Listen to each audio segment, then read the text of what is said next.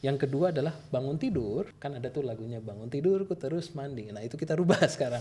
Kita rubah jadi bangun tidur, kita kena cahaya terang. Karena cahaya terang di pagi hari itu akan membuat otak kita siap beraktivitas. Dan di saat kita itu nggak perlu kok tidur 8 jam. What if dalam 7 jam I feel great? Dengan ada mindset bahwa tidur harus 8 jam, kita akan merasa kayak tidur kita kurang. Tidur yang cukup itu sebetulnya bagian dari produktivitas kita. In fact, tidur itu adalah sahabat, the best friend of productivity.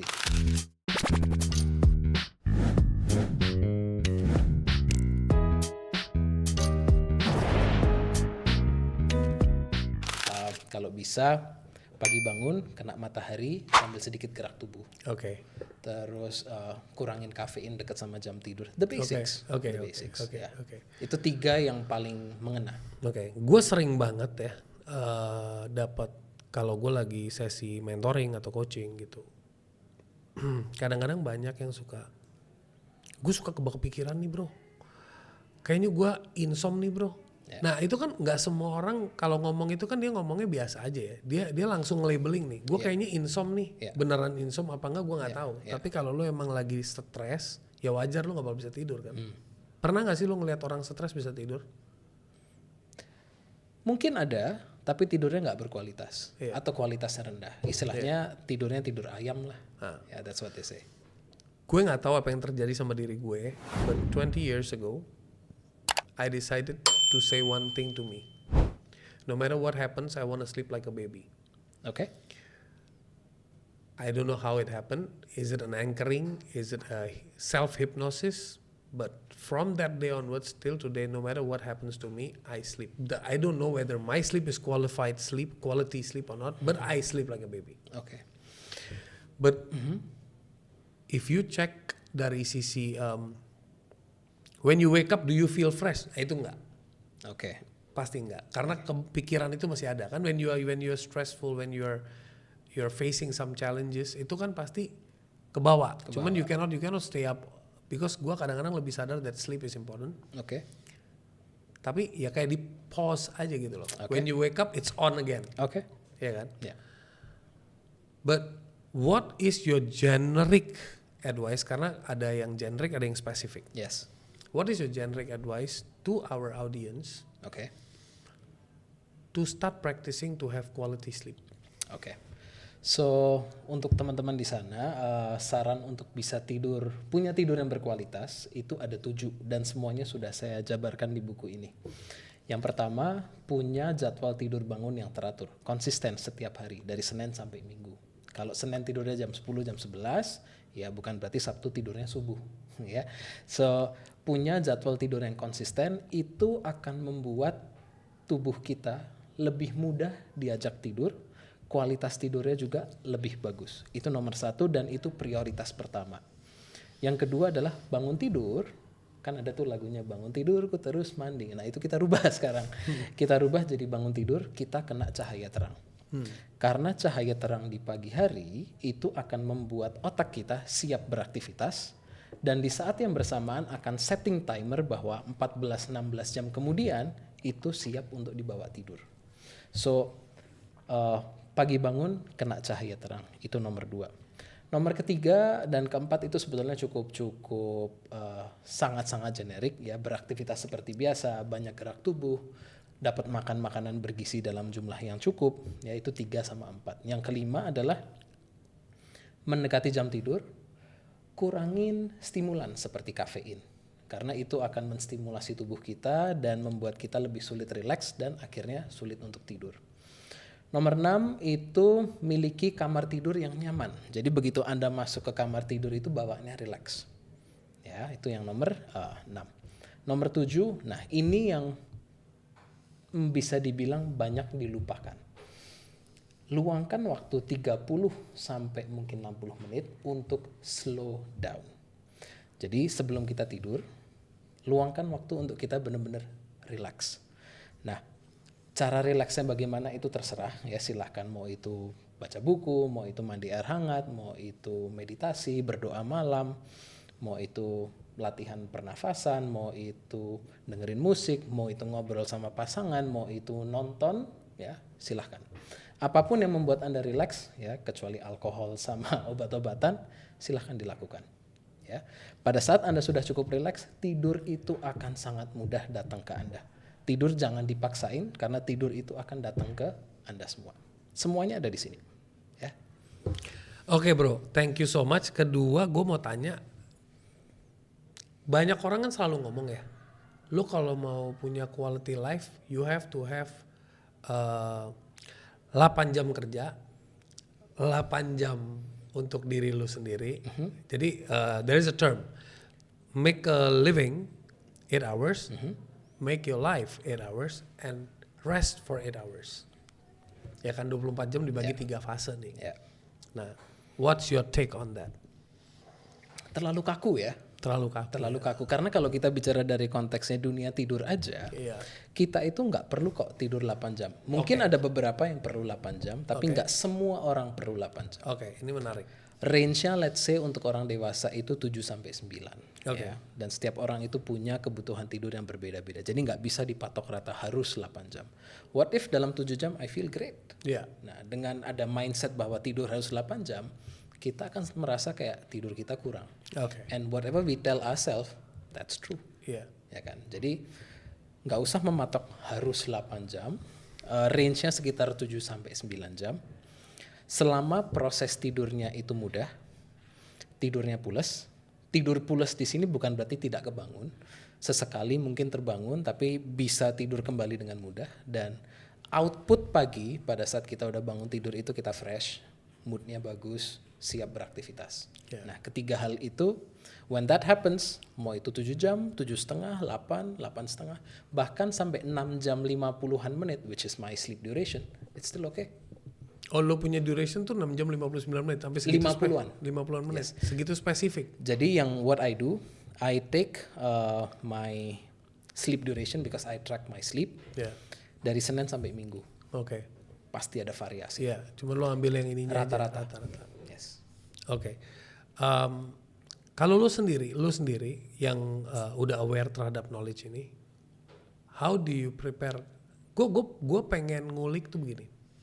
Setiap orang tuh punya impian. Bangun tidur tuh moodnya enak. Setiap orang punya impian bangun tidur tuh fresh. Dan setiap orang punya impian bangun tidur itu udah siap beraktivitas. Artinya semangatnya is set.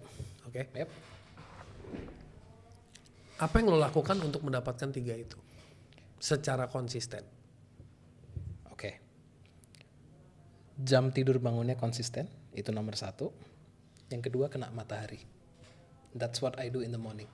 Untuk membuat myself siap beraktivitas. Karena begitu kita kena cahaya terang di pagi hari, mood kita berubah kok. It does something to the brain. Meningkatkan level serotonin di tubuh, which makes us happy. Dan pada saat kita kena cahaya terang, ya let's say 15-20 menitan sambil santai, find your me time. Itu moodnya beda banget. Dan pada saat kita kena cahaya terang juga, dia akan meningkatkan energi di tubuh. Ini udah permainan hormon juga di situ. Ngomong-ngomong cahaya terang, di zaman-zaman COVID ngomongin vitamin D, matahari, itu gue suka bingung soal timing, bro. Jam berapa sebenarnya yang bagus buat manusia? Nah, kalau bicara konteks vitamin D, I don't think that's my scope. Jadi enggak, kita ngomongin dari soal matahari aja. Dari soal matahari yang berhubungan sama tidur ya. Dalam 1 jam setelah kita bangun. Jam berapapun. Jadi let's say kita bangun jam 6 ya. Sebelum jam 7 deh. Dapat 15 menitan cahaya matahari. Kalau bangun jam 8 sebelum jam 9. Yes. Pokoknya prinsipnya 1 jam. Dan kalau ada orang yang misalnya tidurnya jam 2 pagi, it's not a big deal. Nah, it depends. Jadi kalau di dalam dunia health, fitness ini tuh semua, jawaban paling besar itu adalah tergantung. Kalau dia tidurnya jam 2 pagi, bangunnya let's say jam 9, dia proses tidurnya gampang, tidurnya pules, output bangun tidurnya itu tadi fresh, bersemangat dan sebagainya, dan dia itu konsisten, carry on. Tapi kalau dia mengalami penurunan performa, terus sehari-hari perlu kafein untuk bisa produktif, terus proses tidurnya jadi sulit, nah mungkin that is not your sleep timing. perlu kafein untuk produktif itu sebenarnya banyak orang menyadari apa emang dasar habit aja? Kalau gue merasa kayak gue butuh kopi karena I love coffee. Ada dua kubu sih. Ada kubu yang memang mereka suka kafein dan they do it out of habit. Tapi ada sebagian dari mereka yang mereka perlu kafein to perform.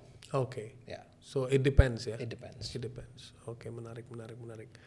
Sekarang kita nanya dari angle personal training. Oke. Tadi kan lu ceritain gue kasus cases dari sleep. Ya. Nah, please share me your client cases dari personal training membantu tidurnya lebih bagus. Oke. Kalau dari segi personal training, because my main focus is strength based, jadi latihan strength training, itu memang based on research. Selama latihannya itu cukup menantang, tetapi tetap masih manusiawi ya, itu bisa membuat tubuh kita cukup capek. Dan karena pada saat kita strength training itu otot ada sedikit kerusakan, tubuh akan cari cara supaya dia itu bisa recovery saat tidur. Nah, pada saat dia tidur setelah strength training, tidurnya lebih dalam, tidurnya lebih lama. Proses tidur juga lebih cepat. So what happens is, pada saat kita strength trainingnya reguler, salah satu aspek yang bakal cepat dirasain itu adalah tidurnya berubah jauh lebih berkualitas. Dan itu udah banyak sekali my clients yang merasakan. In the, let's say program latihannya 3 bulan. In the first few weeks itu udah mulai kerasa, oh tidurnya jadi semakin gampang. I slept like a baby. And gak kebangun-bangun sekarang. Tidurnya bisa, bangun tidur itu segar. Seperti itu. Seberapa penting orang harus memiliki atau let me remove the word harus. Seberapa penting orang perlu memiliki deep sleep? Ini juga mitos nih, gue juga bingung nih. Is it really important to have deep sleep or is it important to have a restful sleep? When we say restful sleep, itu kita udah dapat kok ketiga tahapan tidur. Jadi tahapan tidur itu dibagi jadi 3. Light sleep, deep sleep, sama REM sleep.